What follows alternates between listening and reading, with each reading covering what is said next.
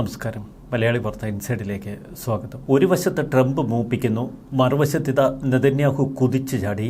ബന്ദികളെ ശനിയാഴ്ച വിട്ടയച്ചില്ല എങ്കിൽ ഹമാസിനെ നരകമാക്കുമെന്ന് ഇപ്പോൾ നെതന്യാഹുവും പ്രഖ്യാപിച്ചിരിക്കുന്നു.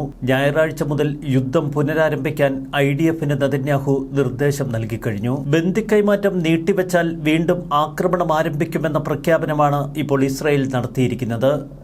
ഇതുവരെ ഗാസ കണ്ട യുദ്ധമുറകളായിരിക്കില്ല ഇനി ഇസ്രായേൽ പ്രയോഗിക്കുന്നത്. ഹമാസിന്റെ പൂർണ്ണ നാശം കണ്ടു മാത്രമേ ഇനി IDF പിന്നോട്ട് പിന്മാറൂ. ഹമാസിനെ ഇല്ലാതാക്കും വരെ യുദ്ധം തുടരാനാണ് ട്രംപ് നിർദ്ദേശിച്ചിരിക്കുന്നത്.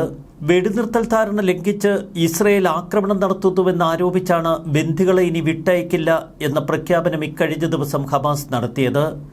അതാവട്ടെ കടുത്ത പ്രത്യാഘാതങ്ങൾക്കാണ് ഇപ്പോൾ സാക്ഷ്യം വഹിക്കുന്നത്.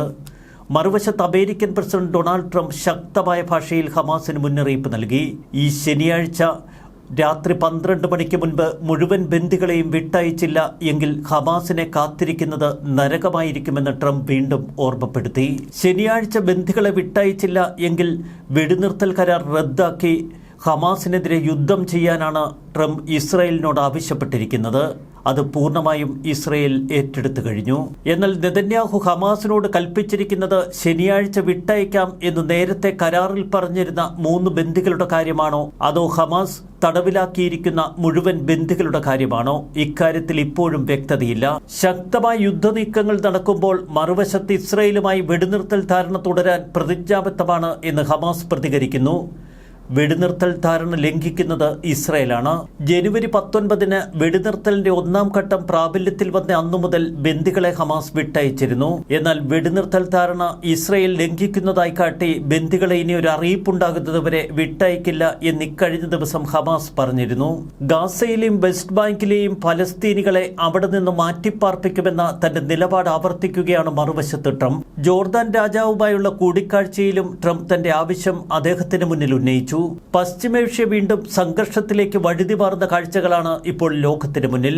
ഇനിയൊരു യുദ്ധം അതെല്ലാ സീമകളും ലംഘിക്കുമെന്നർത്ഥം. അതിശക്തമായ യുദ്ധ സാഹചര്യമൊരുക്കി ഫലസ്തീനികളെ ഗസ മുനമ്പിൽ നിന്ന് ആട്ടിപ്പായിക്കുകയാണ് ഒരു വശത്ത് ട്രംപ് ലക്ഷ്യമിടുന്നത്. ജോർദാനിലേക്കും മറുവശത്ത് ഈജിപ്തിലേക്കുമൊക്കെ അഭയാർത്ഥികളായി ഫലസ്തീനികളെ തൽക്കാലത്തേക്കെങ്കിലും പ്രവേശിപ്പിക്കുക. അതിനുശേഷം ഗാസ മുനമ്പിനെ പൂർണ്ണമായി തങ്ങളുടെ വരുതിയിലാക്കാനാണ് ട്രംപ് ശ്രമങ്ങൾ തുടരുന്നത്. ഈ ശനിയാഴ്ച 3 പേരെയും തുടർന്നുള്ള ദിവസങ്ങളിൽ 9 പേരെയും വിട്ടയക്കാമെന്നായിരുന്നു വെടിനിർത്തൽ കരാറിലെ വ്യവസ്ഥകൾ. എന്നാൽ ഇസ്രായേൽ ഇതിന് തൊട്ടു പിന്നാലെ എല്ലാ ബന്ദികളെയും വിട്ടയക്കണമെന്ന ആവശ്യം ഹമാസിന് മുന്നിൽ വെച്ചു. ഹമാസിന്റെ പ്രഖ്യാപനം വെടിനിർത്തൽ കരാറിന്റെ സമ്പൂർണ്ണ ലംഘനമാണ് എന്ന് ഇസ്രായേൽ പറയുന്നു. ശനിയാഴ്ച ബന്ദികളെ മോചിപ്പിച്ചില്ല എങ്കിൽ യുദ്ധം കടുപ്പിക്കാൻ തന്നെയാണ് ഇപ്പോൾ ഇസ്രായേൽ ഔദ്യോഗികമായി എടുത്തിരിക്കുന്ന തീരുമാനം. ഒരു യുദ്ധം മുന്നിൽ കണ്ടുള്ള സാഹചര്യങ്ങളിലേക്കാണ് ഹമാസിന്റെ ഇപ്പോഴത്തെ നീക്കം. സീനിയർ നേതാക്കളോട് അടിയന്തരമായി മൊബൈൽ ഫോണുകൾ ഉപേക്ഷിക്കാൻ ഹമാസ് ആവശ്യപ്പെട്ടു കഴിഞ്ഞു. പേജറിന് സമാനമായ ഏതെങ്കിലും തലത്തിലുള്ള സ്ഫോടനങ്ങൾ ഉണ്ടാകുമോ എന്ന ഭയമാണ് ഇപ്പോൾ ഹമാസ് നേതൃത്വത്തിന്. മറുവശത്ത് മൊബൈൽ ഫോണുകൾ എത്രമാത്രം സുരക്ഷിതമാണെന്നും അവർ സംശയിക്കുന്നു. മൊബൈൽ ഫോണുകൾ ട്രാക്ക് ചെയ്ത് നേതാക്കളെ ലക്ഷ്യമിട്ട് ഇസ്രായേൽ ആക്രമണം കടുപ്പിക്കാനുള്ള സാധ്യതയുമുണ്ട് എന്ന് ഹമാസ് കണക്കുകൂട്ടുന്നു. അതുകൊണ്ടാണ് അടിയന്തരമായി മൊബൈൽ ഫോണുകൾ ഉപേക്ഷിക്കാൻ അവർ നേതാക്കളോട് ആവശ്യപ്പെട്ടിരിക്കുന്നത്. ഇക്കഴിഞ്ഞ മാസം വെടിനിർത്തലിന് ശേഷമാണ് ഹമാസ് നേതാക്കൾ മൊബൈൽ ഫോൺ ഉപയോഗത്തിലേക്ക് മടങ്ങിയത്. ഹമാസിന്റെ സൈനിക വിഭാഗവും മുതിർന്ന നേതൃത്വവും എല്ലാ മുതിർന്ന രാഷ്ട്രീയ സൈനിക നേതാക്കളും ഇപ്പോൾ മൊബൈൽ ഫോണുകൾ ഉപയോഗിക്കുന്നുണ്ട്. IDF മൊബൈൽ ഫോണുകൾ പോലുള്ള ഉപകരണങ്ങൾ വഴി തങ്ങളെ ട്രാക്ക് ചെയ്ത് കൊലപ്പെടുത്താൻ സാധ്യതയുണ്ട് എന്ന ഭയം ഹമാസിനിപ്പോൾ ശക്തമാണ്. ഹമാസുമായുള്ള വെടിനിർത്തൽ കരാർ ഇപ്പോൾ തകർന്നിരിക്കുന്നു. ഗാസ മുനമ്പിലെ യുദ്ധപദ്ധതികൾക്ക് അംഗീകാരം നൽകിയെന്നാണ് ഇസ്രായേൽ പറയുന്നത്. സദേൺ കമാൻഡിലെ തങ്ങളുടെ സേനയെ കൂടുതൽ വിപുലീകരിക്കും. റിസർവിസ്റ്റുകളെ തിരികെ വിളിക്കാനും ഇസ്രായേൽ തീരുമാനമെടുത്തു. 4 മണിക്കൂർ നീണ്ട സുരക്ഷാ ക്യാബിനറ്റിന് ശേഷമാണ് ഇസ്രായേൽ ഔദ്യോഗികമായി വീണ്ടും യുദ്ധപ്രഖ്യാപനം നടത്തിയിരിക്കുന്നത്. നമ്മുടെ ബന്ദികളെ വിട്ടയച്ചില്ല എങ്കിൽ ഇനി ഹമാസിന് നേരിടേണ്ടി വരുന്നത് തീവ്രമായ പോരാട്ടമായിരിക്കുമെന്ന് ഇസ്രായേൽ പ്രഖ്യാപിച്ചു. ഗസയിലെ തകർന്ന കെട്ടിടങ്ങൾക്കിടയിൽ ഇപ്പോൾ ചില ചാര ഉപകരണങ്ങൾ കണ്ടെത്തിയതായി ഹമാസ് പറയുന്നു. ഇത്തരം ചാര ഉപകരണങ്ങൾ ഗാസ മുനമ്പിലെ പല പ്രദേശങ്ങളിലും ഇസ്രായേൽ ഇതിനകം തന്നെ വിന്യസിച്ചിട്ടുണ്ട് എന്ന ഭയവും ഹമാസിൽ ശക്തമാണ്. ചാര ഉപകരണങ്ങൾക്കായി തങ്ങൾ വ്യാപകമായി പരിശോധനകൾ ആരംഭിച്ചുവെന്ന് നേരത്തെ ഹമാസ് വ്യക്തമാക്കിയിരുന്നു. ഇസ്രായേൽ പുതിയ ആവേശത്തിലാണ്. സാബത്ത് ദിനത്തിൽ ഉച്ചയ്ക്ക് മുൻപ് നമ്മുടെ ബന്ദികളെ മോചിപ്പിക്കണമെന്ന US പ്രസിഡന്റ് ഡൊണാൾഡ് ട്രംപിന്റെ ആവശ്യത്തിന് എല്ലാ ക്യാബിനറ്റ് അംഗങ്ങളും പിന്തുണ അറിയിച്ചുവെന്നാണ് നെതന്യാഹു പറഞ്ഞത്. ഞങ്ങൾ ഒരു അമേരിക്കൻ പ്രസിഡന്റിന്റെ അന്ത്യശാസനത്തെ അംഗീകരിക്കുന്നു, ആശ്രയിക്കുന്നു എന്നാണ് ഇപ്പോൾ ഇസ്രായേൽ വ്യക്തമാക്കുന്നത്.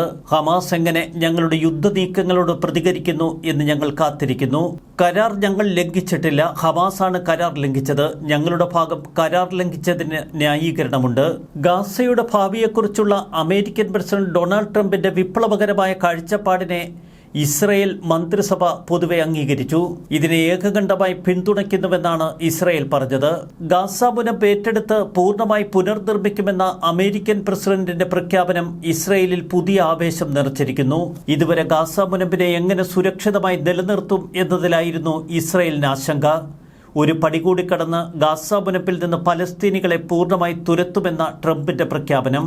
പലസ്തീനികളെ കൂട്ടത്തോടെ സ്വീകരിക്കണം ഈജിപ്തും ജോർദാനും എന്ന ട്രംപിന്റെ നിർദ്ദേശത്തോട് ജോർദാൻ ഇന്നലെ അനുകൂലമായി പ്രതികരിച്ചില്ല.